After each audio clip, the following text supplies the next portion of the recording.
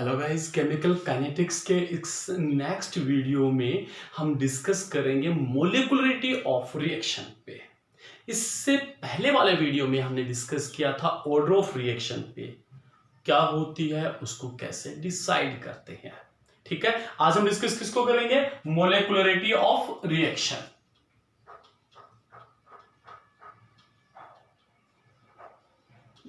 Molecularity of reaction. ये molecularity of reaction क्या है? ये मान लो जैसे 3 एटम है, 3 एटम है या मॉलिक्यूल है या आयन है। मींस क्या है? ये एटम भी हो सकते हैं, मॉलिक्यूल भी हो सकते हैं, आयन भी हो सकते हैं। ये कोलाइड करते हैं साइमल्टेनियसली, सब एक साथ कोलाइड करते हैं और क्या होती है? Chemical reaction. समझ में आ गया आपको? हमने 3 एटम, मॉलिक्यूल्स या आयन कंसीडर किए। They collide simultaneously to each other so as result into chemical reaction. इससे क्या हुआ कि केमिकल रिएक्शन हो गई। ये जो नंबर ऑफ मॉलिक्यूल्स, एटम्स या आयंस हैं, इसी का नाम क्या है? Molecularity of reaction. इसी को हम क्या बोल रहे हैं? Molecularity of reaction. Then what is molecularity of reaction? It is the number of atoms, ions or molecules which collide simultaneously to each other so as to result into chemical reaction. क्या है ये? Number of atoms है, molecules हैं या ions हैं? They are the number of atoms, molecules or ions which collide to each other and convert into product. और किस में कन्वर्ट हो जाए? प्रोडक्ट में हो जाए। केमिकल रिएक्शन क्या हो जाए? प्रोसीड हो जाए। इन नंबर ऑफ एटम्स, मॉलिक्यूल्स या आयन का नाम ही इनकी नंबर जो संख्या है उसी को क्या बोलते हैं अपन? मोलिकुलरिटी ऑफ रिएक्शन बोलते हैं। फिर से समझ लो, what is molecularity of reaction? It is the number of atoms, molecules और ions which collide simultaneously to each other and convert into product called molecularity of reaction। आगे समझिए। molecularity of reaction जैसे सिंपली molecularity of reaction को reaction की स्टैक्योमेट्री से अपन decide कर सकते हैं। जैसे NH4 NO2 convert into N2 plus 2H2O। कितनी मोलिकुलरिटी है इसकी? 1, क्योंकि यहां कितना मॉलिक्यूल है? 1 है। दूसरा एग्जांपल ले लेते हैं, 2HI converted into H2 plus I2। इसकी मोलिकुलरिटी कितनी हो गई? 2, क्योंकि कितने मॉलिक्यूल्स पार्टिसिपेट कर रहे हैं? 2। मींस मोलिकुलरिटी ऑफ रिएक्शन को सिंपल रिएक्शन की स्टैक्योमेट्री से जनरली हम समझ सकते हैं। और एग्जांपल लेते हैं इसमें, NO plus O2 2NO plus O2 converted into 2NO2। इसकी मोलिकुलरिटी कितनी हो गई? 3 हो गई। समझ में आ गया? तो मोलिकुलरिटी ऑफ रिएक्शंस को जनरली हम रिएक्शन की स्टैक्योमेट्री से डिसाइड कर सकते हैं। एक बात और बहुत इंपॉर्टेंट, 3 से ज्यादा मॉलिक्यूल्स या एटम्स या आयंस सही ओरिएंटेशन में कोलाइड नहीं कर सकते। मींस रिएक्शन प्रोसीड हो, इसके लिए मैक्सिमम कितने कोलाइड कर सकते हैं एक साथ? जनरली 3 कर सकते हैं। तो more than 3 molecularity can't possible. Generally more than 3 molecularity can't possible. क्यों? क्योंकि 3 से ज्यादा मॉलिक्यूल्स, एटम्स या आयंस सही ओरिएंटेशन में कोलाइड नहीं कर सकते। इसलिए जनरली मोलिकुलरिटी ऑफ रिएक्शन भी 3 से ज्यादा नहीं हो सकती। एक बात, दूसरी इंपॉर्टेंट बात और इसके अंदर, molecularity of reaction is only for elementary reactions. There is no importance of molecularity of reaction for complex reactions.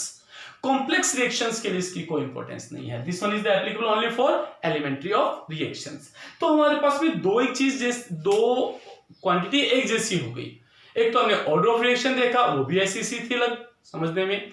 एक अपन मोलिकुलरिटी ऑफ रिएक्शन, वो भी ऐसी है। तो इन दोनों में डिफरेंस क्या है? तो अगला पॉइंट क्या अपना, difference between order of reaction and molecularity of reaction.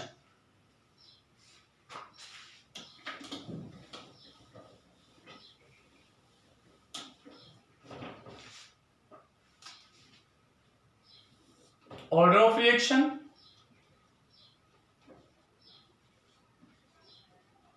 और दूसरी तरफ हम ले लेते हैं मोलिकुलरिटी ऑफ रिएक्शन।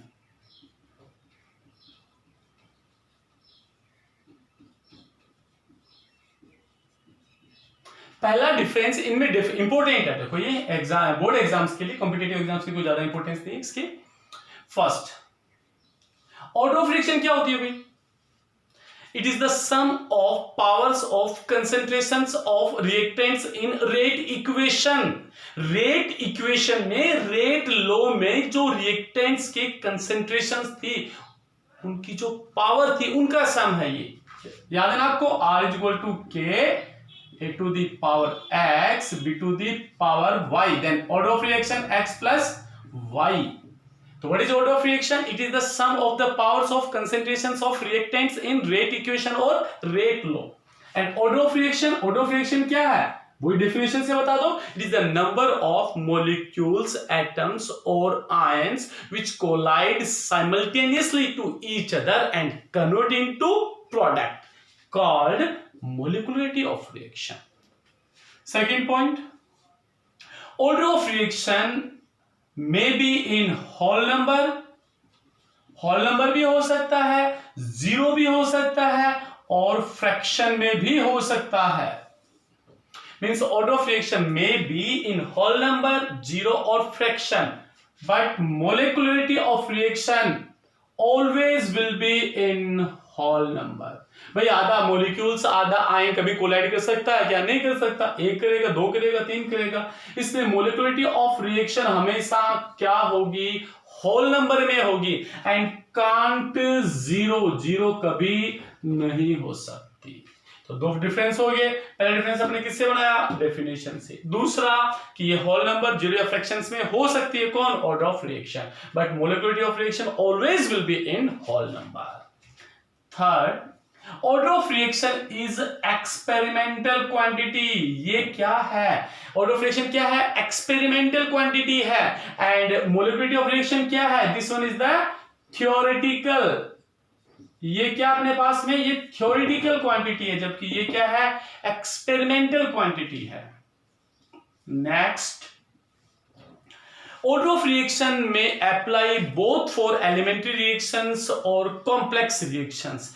ये एलिमेंट्री ऑफ रिएक्शंस के लिए भी अप्लाई कर सकते हैं, कॉम्प्लेक्स रिएक्शंस के लिए भी अप्लाई कर सकते हैं, but molecularity of reaction can possible only for elementary reactions. ये सिर्फ एलिमेंट्री रिएक्शंस के लिए अप्लाई कर सकते हैं। तो ये डिफरेंस हो गए हमारे पास में ऑर्डर ऑफ रिएक्शन और मोलिकुलरिटी ऑफ रिएक्शन में। आगे डिस्कस करते हैं यूनिट ऑफ रेट कांस्टेंट। ये अपना टॉपिक पहले हो जाना चाहिए था, थोड़ा पीछे छूट गया था, तो इसको अब डिस्कस कर लेते हैं। यूनिट ऑफ रेट कांस्टेंट, ध्यान देना,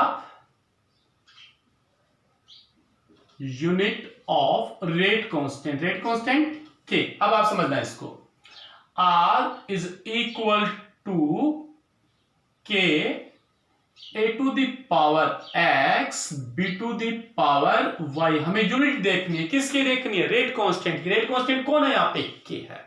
अब आप ध्यान दो, क्या इनकी सबकी यूनिट्स पुट करते हैं। R क्या है? Rate of reaction. Rate of reaction क्या होगा भाई? Concentration upon time. मैं यहां पे कर देता हूं कंसेंट्रेशन अपॉन टाइम। क्या यूनिट फाइंड करनी है? A क्या है? कंसेंट्रेशन की पावर x। B की यूनिट भी क्या होगी? कंसेंट्रेशन उसकी power y। Next, concentration upon T is equal to K। यहां क्या कर सकते हैं अपन? कंसेंट्रेशन की पावर x प्लस y। और x प्लस y को क्या बोलते हैं अपन? Order of reaction. Order of reaction को मैंने रिप्रेजेंट कर दिया स्मॉल n से। Then concentration upon time is equal to k concentration की power n. What is n? Order of reaction. बिल्कुल. Then k is equal to concentration upon concentration की power n. ये दोनों को नीचे चला जाएगा और टाइम पहले से नीचे था, तो क्या आ जाएगा हमारे पास में? कंसेंट्रेशन की power 1 minus n into T, sorry T to the power minus 1. तो यूनिट ऑफ के क्या हो जाएगा? कंसेंट्रेशन की power 1 minus n upon 1 minus n into T minus 1.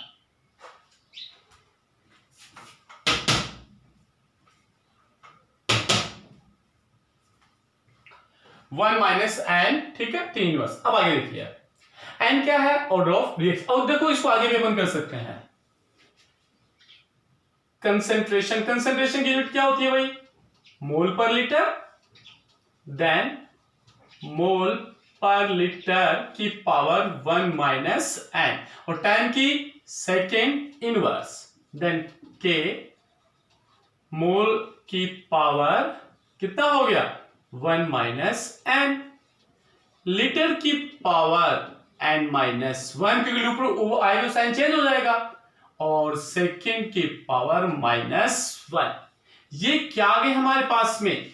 Unit of rate constant in form of order of reaction. N क्या है यहाँ पे? Order of reaction. Different order reactions के लिए एन की वैल्यू क्या होगी? डिफरेंट होगी. उनकी वैल्यूज भी क्या आएगी? डिफरेंट. देखते हैं जैसे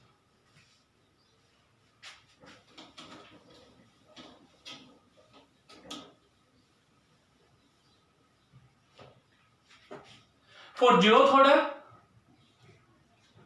अगर ऑर्डर ऑफ रिएक्शन कितनी हो? 0, तो then for zeroth order reaction, zeroth order reaction के लिए एन की वैल्यू क्या हो जाएगी? 0. तो यूनिट ऑफ के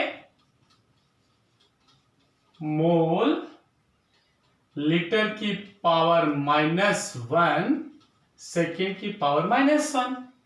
for first order reaction means for first order reaction n की वैल्यू क्या हो जाएगी? 1. 1 माइनस 1 0, n माइनस 1 माइनस 1 0. क्या आएगा हमारे पास में? Second inverse. इसी तरीके से फॉर सेकेंड ऑर्डर रिएक्शन के लिए n की वैल्यू क्या हो जाएगी? 2 हो जाएगी. 2 हो जाएगी तो मोल k इज इक्वल टू मोल, और मोल की पावर कितनी आ जाएगी? -1 लीटर और सेकेंड के पावर -1. इस तरीके से जो भी ऑर्डर ऑफ रिएक्शन है उसके लिए अपन के की यूनिट को डिसाइड कर सकते हैं. आगे डिफरेंट ऑर्डर रिएक्शंस को डिस्कस करेंगे. अगर यहां तक कोई डाउट हो तो आप बेहिचक कमेंट बॉक्स में लिखिए, मैं जरूर रिप्लाई करूंगा. तब तक के लिए टेक केयर, बाय बाय.